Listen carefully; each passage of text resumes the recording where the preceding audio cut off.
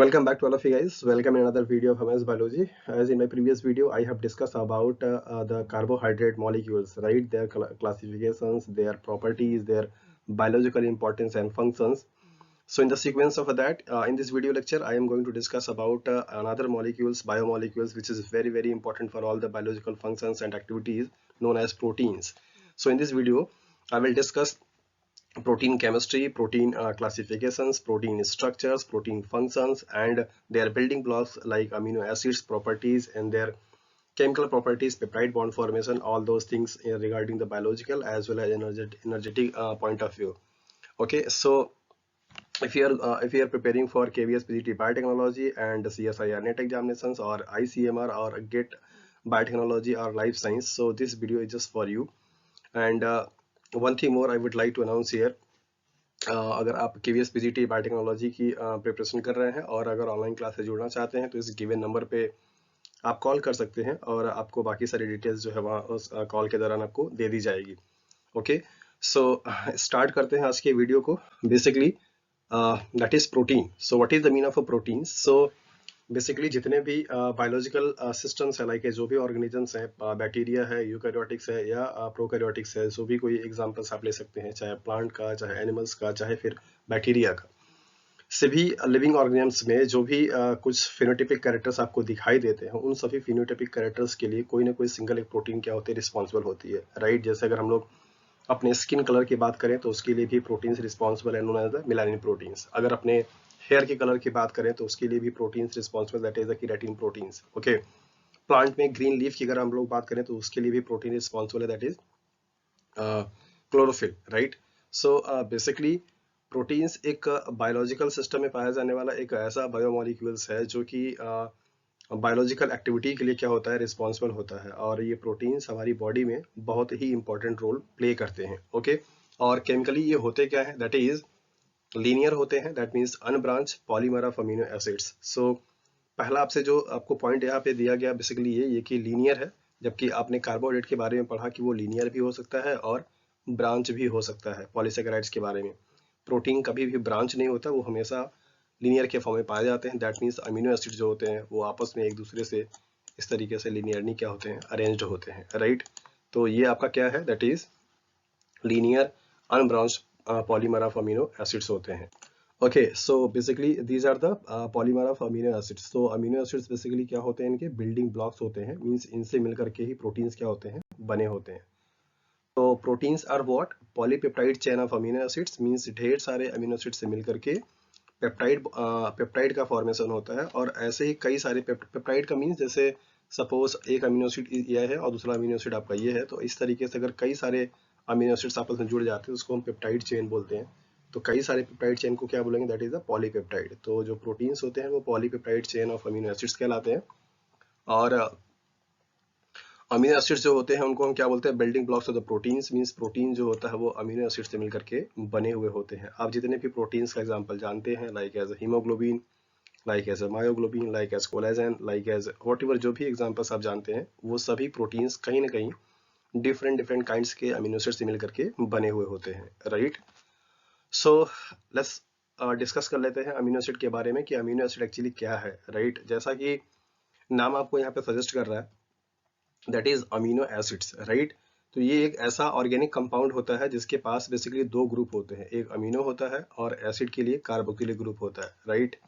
So amino acids are what? That is, they are the organic compound that have both functional group, like as one is the amino group and another is the carboxylic group. तो आप यहाँ पे एक general structure देख सकते हैं एक amino acids का. जिस कार्बन से फंक्शनल ग्रुप अटैच होते हैं उस कार्बन को हम लोग अल्फा कार्बन के नाम से जानते हैं. तो इस केस में आपका ये वाला जो कार्बन होगा क्या होगा, अल्फा कार्बन होगा. तो जैसा कि आप देख पा रहे हैं कि इस अल्फा कार्बन के एक वैलेंसी से आपका ये कार्बोक्सिलिक ग्रुप जुड़ा हुआ है. और जैसा कि आपको पता है कि कार्बोक्सिलिक ग्रुप अगर किसी भी कंपाउंड्स में ऐड हो जाता है तो उसके नाम के सफिक्स में क्या जुड़े जाते हैं, दैट इज द एसिड. और यहाँ पे आप देख पा रहे हैं कि एक क्या है आपका अमाइन ग्रुप है, मीन्स अमीनो ग्रुप है. तो इस अमीनो ग्रुप की वजह से इसका नाम पड़ा अमीनो और इस कार्बोक्सिलिक ग्रुप के नाम से पड़ा इसका एसिड. तो इसलिए इसको मिलाकर क्या नाम दिया गया, अमीनो एसिड्स. ये आपका हाइड्रोजन है और ये आपका आर है. ये आर जो होता है वो अलग अलग ग्रुप होते हैं डिफरेंट अमीनो एसिड्स में. जब आप आगे देखेंगे, जैसा कि हम लोगों को पता है कि हमारी बॉडी में पाए जाने वाले डिफरेंट डिफरेंट क्या होते हैं अमीनो एसिड्स होते हैं 22 टाइप्स के, और वो डिफरेंट अमीनो एसिड्स में जो आर ग्रुप होता है वो क्या होता है, डिफरेंट होता है। मींस किसी भी अमीनो एसिड्स में ये तीन जो ग्रुप होंगे वो क्या होंगे, कॉमन होंगे। ये वाले जो डिफरेंट होगा वो सिर्फ क्या होगा, that is the R group. इसी आर ग्रुप के डिफरेंट होने की वजह से अलग अलग आपके अमीनो एसिड्स पाए जाते हैं, जैसे ट्रिप्टोफैन, टायरोसिन, फेनिलैलानाइन, ये अलग अलग आपके अमीनो एसिड्स हैं। तो उनमें क्या होगा, आपका डिफरेंस किसका होगा, इस आर ग्रुप का, राइट। चूंकि यहाँ पे बेसिकली एक कार्बोक्सिलिक मींस एसिड ग्रुप है और एक यहाँ पे क्या है, अमीनो मींस बेस ग्रुप है।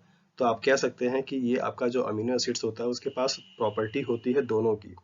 ये एसिड जैसा भी बिहेव कर सकता है और बेस जैसा भी बिहेव कर सकता है। मींस ये जरूरत पड़ने पर H प्लस को मींस प्रोटॉन को क्या कर सकता है, डोनेट भी कर सकता है, और जरूरत पड़ने पर H प्लस मींस प्रोटॉन को क्या कर सकता है, रिसीव भी कर सकता है। तो ऐसे केसेस को, ऐसे मॉलिक्यूल्स को जिसके पास दोनों प्रॉपर्टी होती है बिहेव करने की, जस्ट लाइक एसिड और बेस, उसको हम एम्फोटेरिक मॉलिक्यूल्स के नाम से जानते हैं।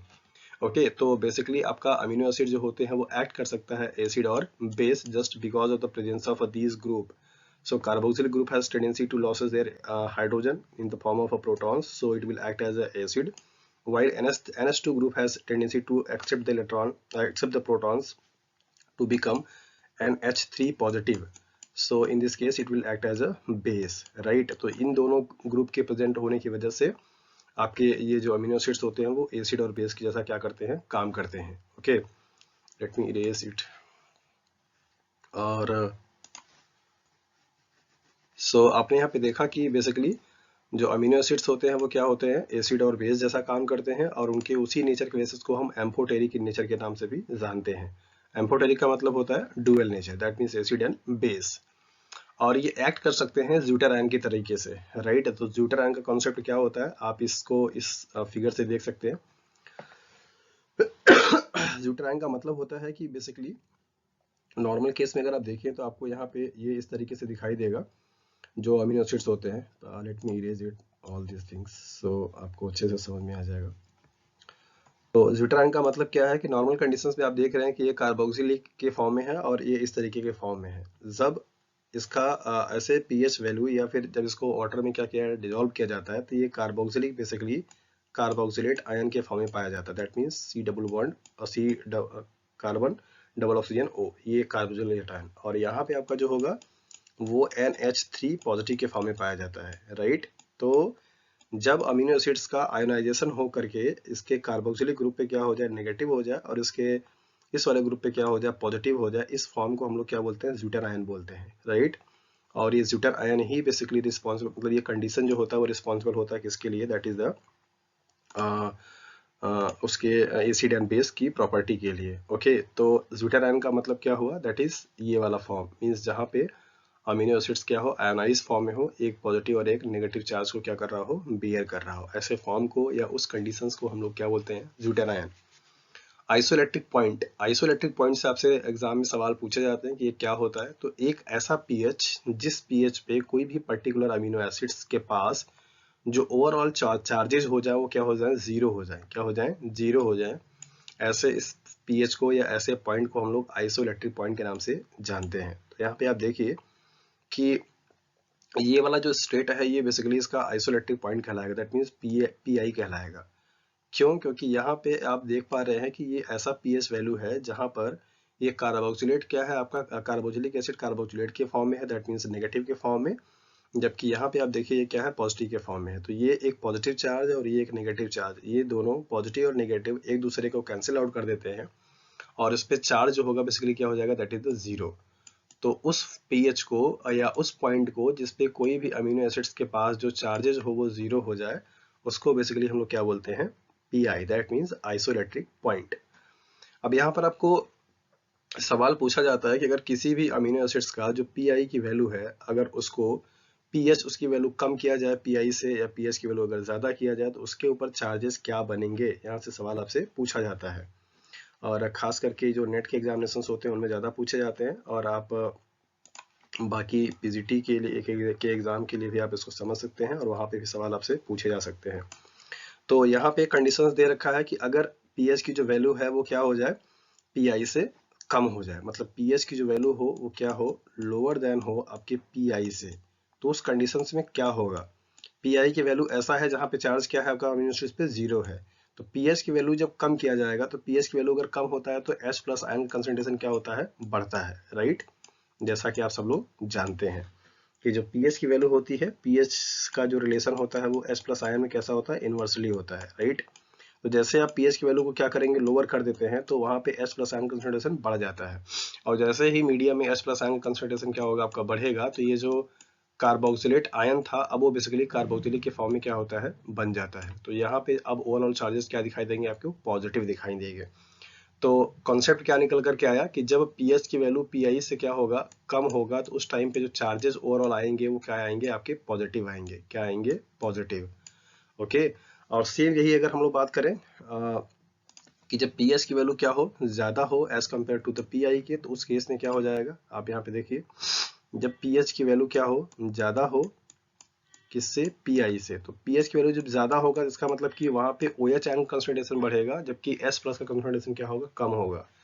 तो आपके पास या इस अमीनो एसिड के पास ये जो एक्स्ट्रा एक हाइड्रोजन होगा H प्लस आयन के फॉर्म में, वो भी बेसिकली क्या होता है, यहाँ पे लॉस हो जाता है in the form of H plus ion. वो उस OH आयन के कंसंट्रेशन को कंपनसेट करने के लिए ऐसा होता है, राइट। तो जब ये अमीनो अपना एक्स्ट्रा एक H प्लस आयन क्या करेगा, लॉस कर देगा, तो यहाँ पे अब चार्ज क्या हो जाएगा, मतलब कुछ भी नहीं, और जबकि ये कार्बोक्सिलेट आयन आपका इस तरीके से नेगेटिव के फॉर्म में रहेगा। तो ओवरऑल जो चार्जेस आएंगे क्या आ जाएंगे, नेगेटिव। तो कॉन्सेप्ट क्या निकल करके आया कि बेसिकली यहाँ पे चार्ज क्या हो जाएगा आपका, नेगेटिव हो जाएगा, राइट। और पीआई की वैल्यू जब पीएस की वैल्यू क्या होगा आपका, बराबर होगा, तो वहां पे चार्जेस क्या होंगे, 0 होंगे। ये आपको बहुत अच्छे से समझना होगा और ये सारे कॉन्सेप्ट आपको अच्छे से नोट कर लेना होगा कि किसी भी अमीनो एसिड्स का जो चार्ज होता है वो उसके पीएच और पीआई पे काफी डिपेंड करता है। अगर पीएच की वैल्यू पीआई के बराबर है तो चार्ज क्या होगा आपका, 0 होगा, डेफिनेशन ही बोलता है। और पीएच की वैल्यू अगर पीआई से क्या होगी आपकी, लोअर होगी, तो वहां पे चार्ज क्या होगा, पॉजिटिव। और अगर पीएच की वैल्यू क्या होगा, ज्यादा होगा एज कम्पेयर टू पीआई के, सॉरी पीआई के, तो यहाँ पे चार्जेस क्या होंगे आपके, नेगेटिव। तो ये आपने देखा कि अमीनो एसिड्स क्या होते हैं और उनकी प्रॉपर्टी क्या होती है, लाइक एज की वो एम्फोटेरिक नेचर के होते हैं, ज्यूटाइल आयन का फॉर्मेशन कर सकते हैं, राइट। और बेसिकली उनका जो नेचर होता है पीएच और पीआई के लिए किस तरीके से वेरी करता है, मीन्स उस पर चार्जेस क्या बन सकते हैं, राइट। तो आपने यहाँ पे ये देखा। अब हम लोग नेक्स्ट मूव करते हैं optical properties of amino acids. So optical property के लिए जो सबसे मोस्ट इंपॉर्टेंट चीज है वो क्या है, that is the chiral carbon. जैसा कि आपको कार्बोहाइड्रेट वाले लेक्चर में बता चुका हूँ कि कायरल कार्बन का कॉन्सेप्ट क्या होता है। कायरल कार्बन बेसिकली एक ऐसे कार्बन होते हैं जहाँ पे कार्बन की सारी जो वैलेंसीज होती है वो बेसिकली क्या होती है, 4 अलग अलग ग्रुप से क्या होती है, कंप्लीट होती है, राइट। जैसे सपोज अगर आपके यहाँ पे कार्बन है तो इनकी सारी की सारी जो वैलेंसी है अलग अलग ग्रुप से क्या किया जाए, सेटिस्फाइड की जाए, मीन्स कंप्लीट की जाए। ऐसे कार्बन को हम लोग क्या बोलते हैं, कायरल कार्बन। अगर कोई ऑर्गेनिक कंपाउंड कायरल कार्बन को, एटलीस्ट एक कायरल कार्बन को कंटेन करता है, तो वो उसके पास वो कंपाउंड ऑप्टिकली एक्टिव कंपाउंड कहलाता है। दैट मीन्स ऑप्टिकली एक्टिव का सेंस क्या है कि उसके पास ये टेंडेंसी होती है कि वो प्लेन पोलराइज लाइट को क्या करता है, रोटेट करा देता है। जैसे सपोज कि अगर आपका ये कोई सोर्स ऑफ लाइट है, तो जो कि लाइट बेसिकली सभी ऑल पॉसिबल डायरेक्शन में क्या करता है, स्कैटर्ड करता है, राइट। तो ये सोर्स ऑफ लाइट है, अगर आपने इसको क्या किया, पोलराइजर से पास करा दिया, ये आपका पोलराइजर है। तो यहाँ से पास आउट होने के बाद लाइट का जो डायरेक्शन होता है वो बेसिकली एक यूनिफॉर्म डायरेक्शन में क्या होते हैं, सारे लाइट एक डायरेक्शन में हो जाते हैं। ऐसी लाइट जिनके सभी के सभी लाइट के रेज का जो डायरेक्शन हो वो एक एक ओरिएंटेशन में हो, एक डायरेक्शन में हो, तो उसको हम प्लेन पोलराइज लाइट के नाम से जानते हैं। अब अगर इस प्लेन पोलराइज लाइट को किसी ऐसे सॉल्यूशन से पास आउट कराया जाए जो कि क्या हो, ऑप्टिकली एक्टिव हो, क्या हो, ये सॉल्यूशन है किसका, आपका ऑप्टिकली एक्टिव। तो ऑप्टिकली एक्टिव कंपाउंड के सॉल्यूशन से अगर प्लेन पोलराइज लाइट को पास कराया जाएगा, ऑप्टिकली एक्टिव सॉल्यूशन, राइट। जैसे लाइक एस कार्बोहाइड्रेट आपका ऑप्टिकली एक्टिव है, अभी आप अमीनो एसिड के बारे में पढ़ रहे हैं तो ये भी देख लीजिए। पास कराया जाएगा तो यहाँ पे ये जो लाइट इससे पास आउट होगी, ये इस ऑप्टिकली एक्टिव कंपाउंड का मीन्स सॉल्यूशन की टेंडेंसी होती है कि ये प्लेन पोलराइज लाइट को क्या करती है, रोटेट कराती है। रोटेट मीन्स व्हाट, ये इसको या तो क्या करेगा, क्लॉकवाइज डायरेक्शन में रोटेट कराता है, तो इसको इस तरीके का क्लॉकवाइज डायरेक्शन में अगर रोटेट कराएगा तो इसको हम डेक्स्ट्रो रोटेटरी के नाम से जानते हैं। Dextro rotatory means D form या पॉजिटिव साइन देते हैं, राइट। और अगर ये एंटी क्लॉकवाइज डायरेक्शन रोटेट कराता है तो उसको हम क्या बोलते हैं, दैट इज एल फॉर्म या या माइनस चार्ज देते हैं या लीवो रोटेटरी के नाम से जानते हैं। Okay, levo rotatory.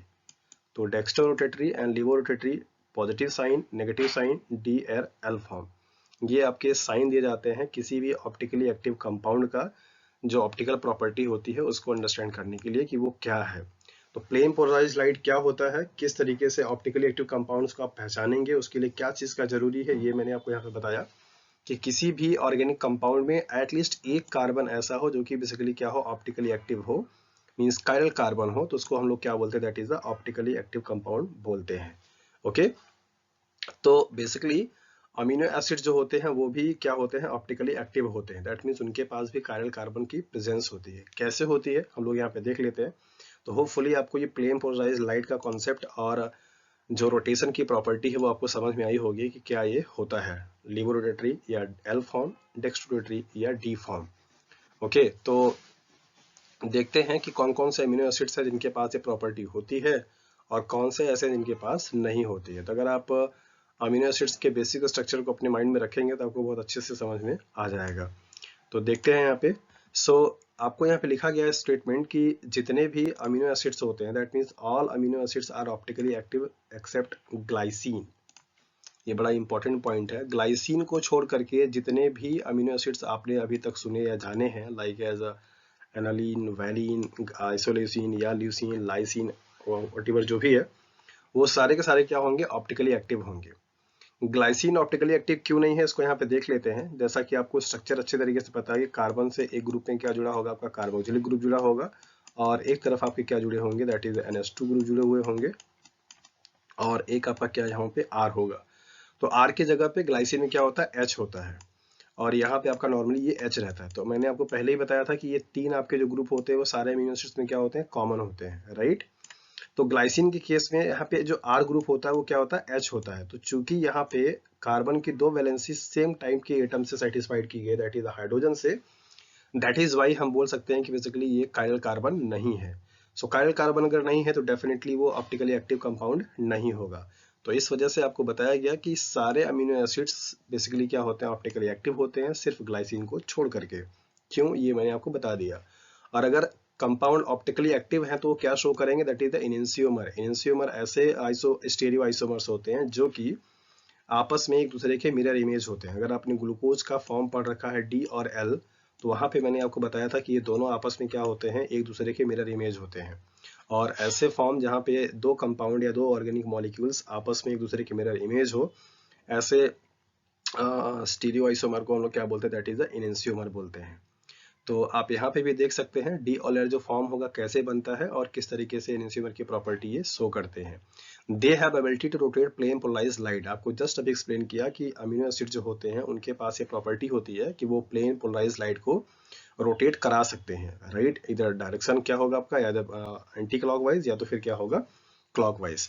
So next देख लेते हैं कि जो अमीनो एसिड्स होते हैं उनका एब्सोल्यूट कॉन्फ़िगरेशन क्या होता है, किस फॉर्म में नेचर में पाए जाते हैं, या हमारे लिविंग सिस्टम में पाए जाने वाले जो प्रोटीन्स होते हैं उन प्रोटीन्स में जो अमीनो एसिड्स होता है वो किस फॉर्म में पाया जाता है, राइट। तो यहाँ पे देख लेते हैं। तो यहाँ पर आपको दिखाया जा रहा है कि अमीनो एसिड्स बेसिकली दो कैटेगरी या दो कॉन्फ़िगरेशन में पाया जा सकता है, दैट इज L फॉर्म और D फॉर्म। अब आप यहाँ पे देखिए कि बेसिकली अगर सपोज ये अगर हम यहाँ पे मिरर का साइन बना दें तो ये आपस में स्ट्रक्चर जो है एक दूसरे क्या है, मिरर इमेज है। क्या है, मिरर इमेज। अगर आप इस कंपाउंड को इन्वर्स कर देंगे तो बेसिकली आपका यही बन जाएगा। अगर आप इसे रोटेट करा देंगे, फ्लिप करा देंगे, तो ये आपका ग्रुप आपका यहाँ पे आ जाएगा और ये आपका हाइड्रोजन यहाँ पर आ जाएगा। तो चूंकि ये दोनों कंपाउंड या ये दोनों स्ट्रक्चर बेसिकली आपस में एक दूसरे के मिरर इमेज होते, मिरर इमेज हैं, दैट इज वाई हम कह सकते हैं कि ये आपस में एक दूसरे के क्या है, इनेंशियोमर है। क्या है, इनेंशियोमर। तो इनेंशियोमर ऐसे स्टीरियो आइसोमर होते हैं जो कि आपस में एक दूसरे के क्या कहलाते हैं, मिरर इमेज कहलाते हैं। ऐसे आइसोमर्स को हम इनेंशियोमर के नाम से जानते हैं। तो एल कॉन्फ़िगरेशन क्या होगा कि ये जो अल्फा कार्बन है, अगर उस अल्फा कार्बन पे जो अमीनो ग्रुप है अगर वो लेफ्ट हैंड साइड में प्रेजेंट होगा तो उसे एल अमीनो एसिड्स बोलते हैं, और अगर यही अमीनो ग्रुप अगर आपका राइट हैंड साइड में प्रेजेंट होगा तो क्या होगा, that is the D form होगा। कार्बोहाइड्रेट के लिए वहां पे ग्रुप क्या था, हाइड्रोक्सिल ग्रुप था। आपने जैसा कि पहले वाले वीडियो में देखा है कि हाइड्रोक्सिल ग्रुप अगर आपका राइट हैंड साइड में होगा तो D form, left hand side में होगा तो आपका एल फॉर्म। तो यहाँ के लिए क्या है, अमीनो ग्रुप। ओके, तो ये अमीनो एसिड भी बेसिकली डी और एल फॉर्म में क्या करते हैं, प्रेजेंट होते हैं, मींस शो करते हैं, और ये आपस में एक दूसरे के इनसियोमर कहलाते हैं। सो यहाँ पर आपको दिया जा रहा स्टेटमेंट दूसरा कि all amino acids except glycine exist in these two isomeric enantiomeric form. Glycine को छोड़ करके जितने भी अमीनो एसिड्स होते हैं वो सभी आपस में एक दूसरे के लिए मतलब दो स्ट्रक्चर फॉर्म करते हैं, that is the D form और एल फॉर्म, राइट। मींस वो सारे अमीनो एसिड्स क्या करेंगे, इनसियोमर की प्रॉपर्टी को शो करते हैं सिर्फ और सिर्फ ग्लाइसिन को छोड़ करके। क्यों, फिर से वही सवाल आ जाता है कि ग्लाइसिन के पास बेसिकली यहाँ पे क्या हो जाता है, ये जो R ग्रुप होता है वो R ग्रुप आपका क्या होता है, H कहलाएगा। तो जब H है तो वो इनसियोमर की प्रॉपर्टी शो नहीं करेगा, that means optical active compound नहीं होता है, दैट इज वाई वो डी और एल फॉर्म शो नहीं करेगा, राइट। तो ग्लाइसिन को छोड़ करके सारे अमीनो एसिड जो होते हैं ऑप्टिकली एक्टिव होते हैं और वो एनजाइम की प्रॉपर्टी शो करते हैं और वो प्लेन पोलराइज्ड लाइट को रोटेट भी कराते हैं, जबकि ग्लाइसिन ऐसा कुछ भी नहीं करता है। ओके, हमारी बॉडी में या किसी भी लिविंग सिस्टम में जितने भी नेचुरल प्रोटीन्स होते हैं वो हमेशा एल फॉर्म में पाए जाते हैं। ये आपको सवाल पूछा जाता है तो आप अच्छे से इसको स्टार लगा लीजिए। और एल फॉर्म जो अमीनो एसिड्स होता पाया जाता है, एक्सेप्शंस हैं इसके कुछ, जैसे एंटीबायोटिक्स जो प्रोटीन्स होती हैं वहां पे बेसिकली आपका जो अमीनो एसिड्स पाए जाते हैं वो डी फॉर्म में पाए जाते हैं। और बैक्टीरिया का जो सेल वॉल होता है that is the peptidoglycan, right. ये पेप्टाइडोग्लाइकॉन में भी जो अमीनो एसिड्स लिंक्ड होते हैं वो डी फॉर्म में पाए जाते हैं। अगर आपने पढ़ा होगा पेप्टाइडोग्लाइकॉन के बारे में तो ये एक हेटेरोपॉलीसेकेराइड का एग्जांपल होता है जहाँ पे दो यूनिट होती हैं, राइट। एक नैग होता है और एक नैम होता है। होपफुली कि आप लोगों ने इसका नाम सुना होगा, नैग एंड नैम। तो नैग और नैम जब आपस में एक दूसरे से लिंक्ड होते हैं तो यहाँ पे क्रॉस लिंकेज होती है इस तरीके से। तो ये क्रॉस जो लिंकेज होती है वो लिंकेज का काम कौन करता है, पेप्टाइड, मीन्स 6 या 8 अमीनो एसिड से मिलकर के बने हुए पेप्टाइड होते हैं। तो इसी क्रॉस लिंकेज में जो पेप्टाइड इन्वॉल्व होते हैं, इन पेप्टाइड में जो अमीनो एसिड्स होते हैं वो किस फॉर्म में होते हैं, डी फॉर्म में होते हैं, राइट। इसका अपना एक सिग्निफिकेंस भी है कि जो सेल वॉल में पाए जाने वाले अमीनो एसिड्स होते हैं उनका कॉन्फ़िगरेशन डी फॉर्म में होता है, जिसकी वजह से जितने भी प्रोटीएज क्लास ऑफ एंजाइम होते हैं, दैट मीन्स जो प्रोटीन को डिग्रेड करने वाले होते हैं, वो प्रोटीन हमेशा प्रोटीएज एंजाइम हमेशा एल कॉन्फ़िगरेशन के प्रोटीन्स को क्या करते हैं, रिकॉग्नाइज करते हैं और उसको क्या करते हैं, ब्रेक डाउन करते हैं, डिग्रेड करते हैं। तो डी फॉर्म कॉन्फ़िगरेशन होने की वजह से जितने भी प्रोटीएज क्लास ऑफ एंजाइम होते हैं वो बेसिकली इस अमीनो एसिड्स पे काम नहीं कर पाते, जिसकी वजह से बैक्टीरिया का सेल वॉल स्टेबल बना हुआ रहता है, वो डिग्रेडेड नहीं होता है, राइट। तो बायोलॉजिकल सिस्टम में जितने भी फंक्शनल प्रोटीन्स पाए जाते हैं उन सभी में जो फॉर्म पाया जाएगा कैसा पाया जाएगा, एल फॉर्म। एक्सेप्शंस कहाँ पे है मैंने आपको बता दिया, दैट इज एंटीबायोटिक्स और बैक्टीरियल सेल वॉल में डी फॉर्म पाया जाता है। उसका इंपॉर्टेंस क्या है ये भी आपको यहाँ पे मेंशन कर दिया।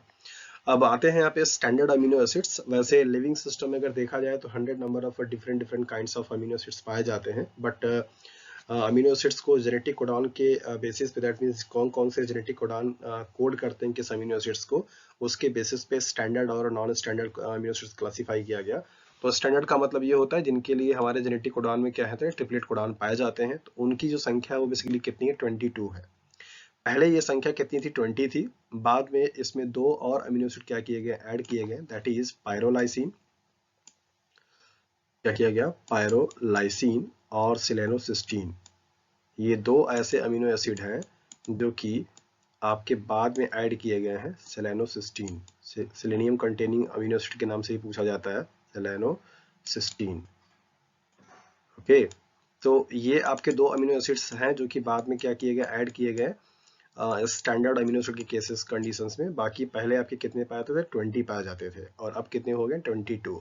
तो ये दो अमीनो एसिड्स हैं जो कि आपके ऐड किए गए हैं, तो आप इनको भी थोड़ा अपने कॉन्सेप्ट में इंप्रूवमेंट कर लीजिए। तो जिनके लिए हमारे बॉडी में या किसी भी लिविंग सिस्टम के जो जेनेटिक कोडान होते हैं उसमें जेनेटिक कोड पाए जाते हैं और उन अमीनो एसिड्स की संख्या कितने, 22 है, तो उनको हम स्टैंडर्ड अमीनो एसिड के नाम से जानते हैं। Okay, so let me erase it all this things. So next आता है यहाँ पे क्लासिफिकेशन जो है वो ग्लूकोजेनिक एंड कीटोजेनिक के बेसिस पे किया गया, दैट मीन्स क्या है इनका कॉन्सेप्ट और कौन कौन से होते हैं, क्योंकि आपसे एग्जाम में बहुत ज्यादा क्वेश्चन ही पूछे जाते हैं ग्लूकोजेनिक, कीटोजेनिक या बोथ वाले कैटेगरी में। तो ग्लूकोजेनिक अमीनो एसिड्स वो होते हैं जिनका कि कन्वर्जन किसी न किसी से डायरेक्टली इनडायरेक्टली किस में हो पाए, ग्लूकोज में अगर हो सकता है तो उसको हम लोग क्या बोलते हैं, ग्लूकोजेनिक अमीनो एसिड्स। ओके, और कीटोजेनिक वो होते हैं जो कि कीटोन बॉडी का फॉर्मेशन करते हैं या स्टाइल कोएंजाइम ए में कन्वर्ट होते हैं, मतलब किसी भी पाथवे से जो भी आपकी बॉडी में चल रही है डिग्रेडेशन की या सिंथेसिस की, उस पाथवे से अगर कोई अमीनो किसी भी पाथवे के माध्यम से अगर वो अमीनो एसिड्स कन्वर्ट किस में हो जाए, एसिटाइल कोएंजाइम ए से, जो कि अल्टीमेटली बेसिकली बनाता क्या है, आपका कीटोन बॉडी, या कीटोन बॉडी के वो प्रिकर्सर्स होते हैं। तो ऐसे क्लास या ऐसे ग्रुप ऑफ अमीनो एसिड्स को हम कीटोजेनिक के नाम से जानते हैं। जबकि जो आपका ग्लूकोज में कन्वर्ट हो पाएगा लाइक एज अ ग्लूकोनियोजेनेसिस की प्रोसेस है, या फिर जो भी प्रोसेसेस चलते हैं उनके माध्यम से अगर कोई अमीनो एसिड्स ग्लूकोज में कन्वर्ट हो पाता है तो उसको हम लोग ग्लूकोजेनिक के नाम से जानते हैं। तो यहाँ पे आपको लिस्ट दे रखा है टेबल के फॉर्म में कि कौन कौन से अमीनो एसिड्स ऐसे होंगे जो कि बेसिकली आपके ग्लूकोजेनिक होंगे, कौन से कीटोजेनिक होंगे। आपको ये दोनों ध्यान में रखना है क्योंकि ये दो ऐसे हैं जो कि सिर्फ पूरी तरीके से प्योरली फॉर्म में क्या होते हैं, कीटोजेनिक होते हैं, leucine and lysine, L2, right. तो ल्यूसिन और लाइसिन को आपको याद रखना है, बाकी चीजें आपको ऑटोमेटिकली याद हो जाएंगी। तो कीटोजेनिक सिर्फ और सिर्फ दो होते हैं, और यहाँ पे चार ऐसे हैं जो कि कीटोजेनिक एंड ग्लूकोजेनिक दोनों के कंडीशंस में आते हैं। तो लाइसिन, ल्यूसिन आपका हो जाएगा कीटोजेनिक में, बाकी टायरोसिन, आइसोल्यूसिन, फेनिलैलैनिन, ट्रिप्टोफैन, मतलब तीन आपके एरोमेटिक अमीनो एसिड्स हैं, दैट इज ट्रिप्टोफैन, टायरोसिन, फेनिलैलैनिन, और एक आपका क्या है, आइसोल्यूसिन। तो ये तीनों बहुत आसानी से आपको याद रहते हैं क्योंकि आपके अमीनो एसिड्स के वर्ल्ड में एरोमेटिक अमीनो एसिड्स का बहुत ज़्यादा सिग्निफिकेंस है, राइट। तो आपको ये तीनों तो याद ही रहते हैं, टायरोसिन, ट्रिप्टोफैन और फेनाइल एनालिन। तो ये आपके तीन जो हैं उनके साथ में एक और ऐड होकर क्या हो जाएगा, दोनों की कैटेगरी में आता है। बाकी रेस्ट ऑफ दी जो अमीनो एसिड्स होंगे वो क्या कहलाएंगे, ग्लूकोजेनिक कहलाएंगे।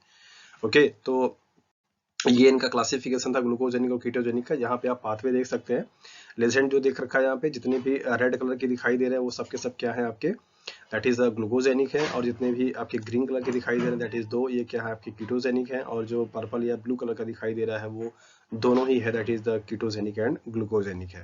तो आप यहाँ पे देख सकते हैं ये पाथवे आपको दिखाया जा रहा है, ग्लूकोज से पायरुवेट, दैट मीन्स ग्लाइकोलाइसिस का पाथवे है, और यहाँ पे फिर आपका पायरुवेट से एसिटाइल कोएंजाइम ए बन रहा है।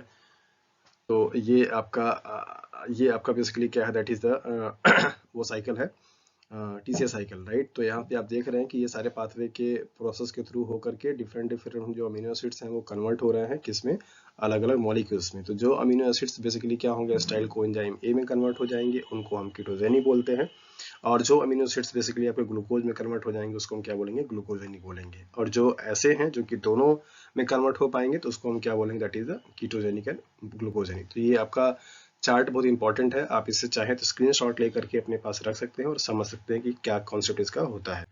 ओके, सो नेक्स्ट हम लोग मूव करते हैं अमीनो एसिड के एनालिसिस के बारे में, कि अमीनो एसिड्स क्या होता है, कैसे आप इसका टेस्ट कर लेते हैं, किस तरीके से आप पहचानते हैं।